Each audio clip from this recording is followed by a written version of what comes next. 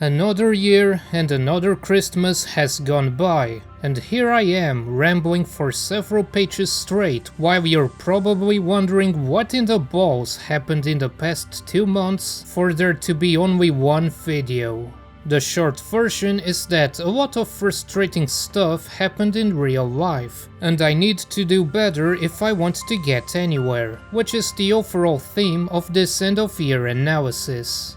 But first, analytics. In absolute numbers, 2022 earned the channel about 20% more subscribers and 25% more views than 2021 did. So the growth did grow a bit this year, although it has to be said that those numbers are a bit skewed, since April and May had those unexplainable spikes with Coromon and Ultra Age, which quickly scored a ton of views out of nowhere.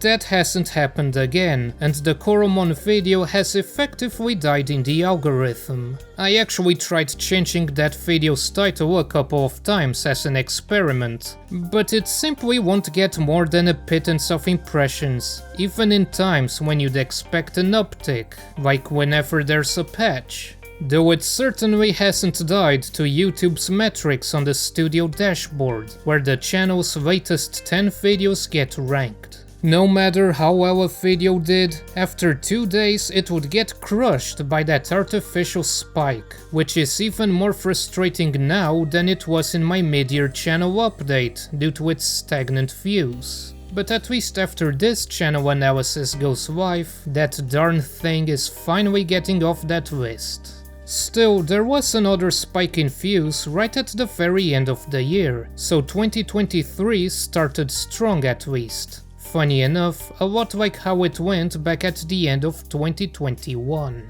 A shame that ad revenue crashed like a meteor this December, due to the world being on fire. Unreal Tournament 2003 and 2004 has been the surprise of the year, being the blessed combination of passion project and better than expected success. A lot better, though I'm sure that the games being delisted from digital stores just 2 months after that video had something to do with it. The Pokemon Gen 5 retrospective probably also contributed to the channel's stats, but it's yet to be seen whether this video will grow in time like its predecessors. So far, I'm not impressed. Honestly, I expected it to break 500 views fairly quickly, given that it's one of the channel's flagship series. But after almost 3 weeks, it just barely reached that, which is terrible for a video that took 2 months to come out. Besides that, it's been 50-50. Sudeki, Chicken Invaders and Magi Nation did fine, while Chthon and Gungrave didn't do so well. The latter is a bit sad for me, given that the series just recently got a new game that I enjoy a lot despite its shortcomings, many of which have been addressed with patches. Behind the scenes, Merry Industries also underwent some experimentation. In July, I made a tentative plan involving a couple of videos that I intended on making, but to try and keep things interesting, I also took a rapid-fire approach to video production. Not that you could tell from my output in the past 6 months, but it was there. The objective was to simply get more scripts written, because that's the biggest bottleneck in my video production. Anything goes. As long as those creative juices were being splurged all over the keyboard, that was okay. Obviously, almost none of those actually got finished, but the saving grace is that I have somehow finished stuff to pick back up, in case I need something to fill a gap. And hopefully it helped me discover new strategies and good habits to get some words on paper. The second thing that I consciously or maybe subconsciously attempted was to inject more positive vibes in what I write. 2022 has been a bit of a shit year outside of YouTube, with all kinds of social, economic and political problems popping up and screwing up a lot of people's lives. I don't know. Maybe I was trying to overcompensate for that negativity. That doesn't mean I didn't criticize games for their problems. It's just that I'm preferring to focus on enjoying the good instead of dwelling on the bad. I spent more than enough time wallowing in my own misery recently, so in a way it was cathartic writing a 20-page essay jerking off my attempts at reading too far into a kid's game. As usual, the first half of the year showed promise. But yearly tradition requires me to get punched in the face during the second half. With the almighty powers of hindsight, I can confirm that, indeed, 2022 has been a miserable train wreck. It's been one thing after another during the last 3 months, and I've been powerless to stop it. 2022 might not have been the hardest year of my life, not physically anyway, but it certainly was the most disheartening due to a number of frustrations, both on a micro and a macro scale. A year where everything I've worked towards went to pieces. The good news is that I seem to be free from COVID. I no longer have random coughs or any side effect that I am aware of, so that's in the past. There's been concerns that COVID will start making waves again, but that is yet to be seen. Right now, we are in the middle of the cold season, so let's hope the two don't intersect. But then again, I haven't had the time nor the patience to worry about that when it seemed like everything around me was imploding. This year has made it more apparent than ever that my parents are getting old, and we've had a lot of surprise expenses, from medical bills to random stuff such as expensive appliances just up and dying within a week of each other, and water leaking from the ceiling due to the heavy rain. That's the micro scale. The macro scale is everything else, starting with the economy going down the dumpster, big companies taking advantage, and prices rapidly rising on all kinds of things. Golly gee, yet another financial crisis for my generation. Yes, I'm salty that the money I've been saving up for that PC upgrade went up in flames, but that's a luxury and I can live without it. The problem is the basic necessities like electricity and groceries. Things like the 3 packs of milk we have been buying for over a decade nearly doubled in price 2 months ago. Other dairy products haven't been hit as hard, but they have also increased by a decent chunk, and so has most other things. There are these cans of chips we buy every once in a while, and they used to proudly feature a circle indicating its price of exactly €1. The circle is still there, but it's been covered up with a blank sticker, since the cans are now $1.35. It's funny, but it's the sad kind of funny. For all the whining and bitching I do about poor little me, the truth is that I'm extremely lucky and spoiled to have my parents available as a cushion for my failures. Portugal doesn't have the wages to deal with this, and the future is going to be very bleak for the people who are already struggling to meet ends. You can already see the impact with reports about an increase in small robberies on supermarkets, like tuna cans and milk. High prices only hurt the poor, not the rich. And you know what? I don't even care that they do it to the big brands like Continent. They have been enjoying massive fiscal benefits and high profits for years on end, despite wages stagnating, while the average citizen has been hit with taxes and an ever-increasing cost of living, thanks to a government that seems intent on making life better for everyone except Portuguese people. Years of uncontrolled immigration, tourism, and the so-called golden visas have hurt the housing market beyond repair. Worthless companies get millions dumped into their bank accounts, while the national healthcare services get ignored and pushed to the breaking point. It seems like every other day the president says something stupid, or there's a new case of corruption or nepotism or anything short of straight-up murder surrounding the government, and a €125 band-aid isn't going to solve anything. Is it any wonder that many young people are choosing to move abroad to other countries where they can have a better life? Anyway, as far as my future plans go, there's a decent chunk of stuff to talk about. And oh boy, this is gonna be spicy. I will be launching that Patreon sometime this month. I rewrote a script for that multiple times already, but I think I'll just silently launch it whenever the next regular video comes out.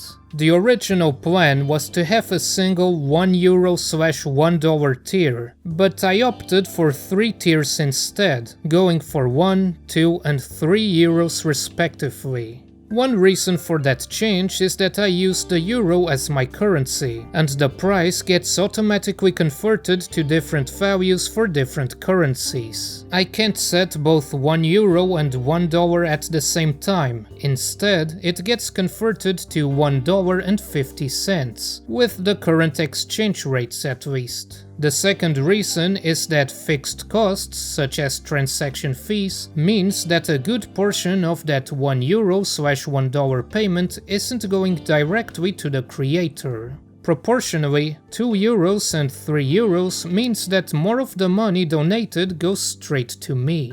For example, according to Patreon, a theoretical $1 tier would earn me 67 cents, while a $2 tier would instead earn me $1.67. Most importantly though, I want to make it very clear that none of these tiers give you anything. There are no benefits like early access to videos or a secret club Discord. My idea for the Patreon is to simply serve as a donation or tip jar of sorts. I just want to make sure people understand that, to put it bluntly, they are just giving money away.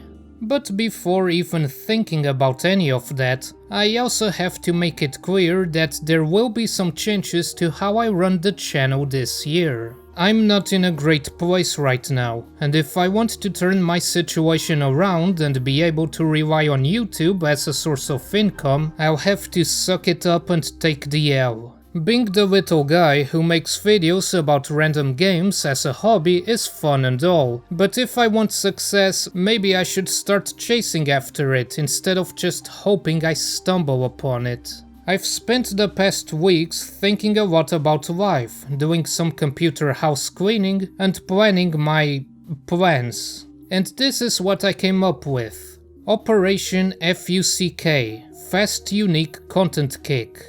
The first objective is to shift MerryBytes from purely being a hobby into being a bit more of a business. One part of that is rethinking the titles I give my videos, so that maybe I can reach a bigger audience. I picked the "a look at" format because I wanted to avoid doing something as generic and overused as X review, while also avoiding hyperbole and inflammatory statements, so that potential viewers don't immediately cringe. But I've recently been wondering if it makes people assume that it's a preview or a first impressions video driven by a continuous segment of normal gameplay, which isn't the case. So I will be experimenting with that, giving each individual video a title that's more unique, catchy or descriptive.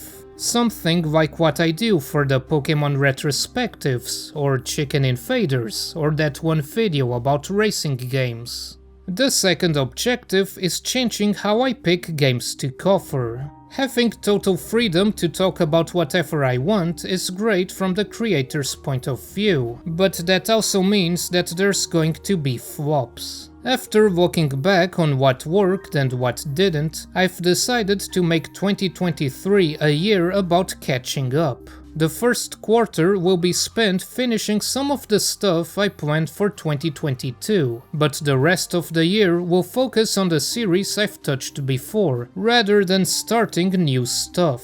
That means more sequels and spin-offs, or games that are at least partially adjacent to the channel's most successful content. But there's still going to be at least some new stuff I absolutely want to cover, and by the hate of Satan I'll cover them no matter what. The third objective is to optimize my production workflow. To trim the fat, to make plans, and to follow a schedule for each video, all to speed up my output. The sad reality is that the process of making a video has bloated to unsustainable levels. Recording games and editing the video itself isn't a problem, because playing games is fun, and video editing is basically a puzzle where I have to put the right pieces in the right place. The main issue is me being incapable of writing scripts within a reasonable time frame. I need to go back to the mindset I had when I started making videos, when I wasn't spending half an hour trying to write a perfect paragraph. Ultimately, nothing is ever perfect, and the spoils go to those who finish projects, not those who spend too much time working on a masterpiece. 2017 Mary's videos might be trash by current standards, but he completely slam dunks 2022 Mary in terms of raw output. And that's because he actually completed videos, instead of second-guessing himself about the wording on a sentence about the game's options menu. But 2022 Mary has a trick up his sleeve. He has 5 years of experience, which means that, given the same time frame, he would demolish 2017 Mary in terms of quality. And that's what I want to take advantage of this year. The speed of 2017 and the quality of 2022. To sum it up, I'll be changing the title format, I'll be doing some back-end alterations to promote efficiency and growth, and I'll be launching a Patreon. All for the sake of money. But most of all, I need to be more confident. I need to sound more confident when speaking. I need to be more confident in the things I write. I need to have more confidence in my decisions and then have the capacity to deal with the consequences. Yeah, I make mistakes sometimes, but everyone makes mistakes and the world still moves on. Whether I'm on the right path or just on my way to getting smashed under my own ambition will only be known with hindsight. But whatever happens, I have no one to blame except myself. I wish I had answers, but the more time I spend on YouTube, the more it feels like I have absolutely no idea what I'm doing. Every few months I take a good hard look at my channel's analytics. I try to find patterns and discover some logical connection between the most successful content I've made. But whenever I think I've found a good lead, most of the time I'm proven wrong. Some videos randomly soar for no discernible reason, while the stuff that I thought would be a smash hit just isn't.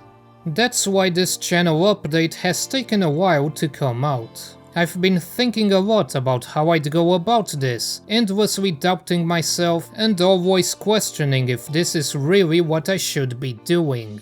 I'm sorry to end 2022 with such a pessimistic analysis, but it's been a rough year and I'm not in a very good headspace right now. But life will get better eventually. Thanks for listening to me ramble again. It's a bit late, but I hope you've had a good Christmas. Now let's see what 2023 brings.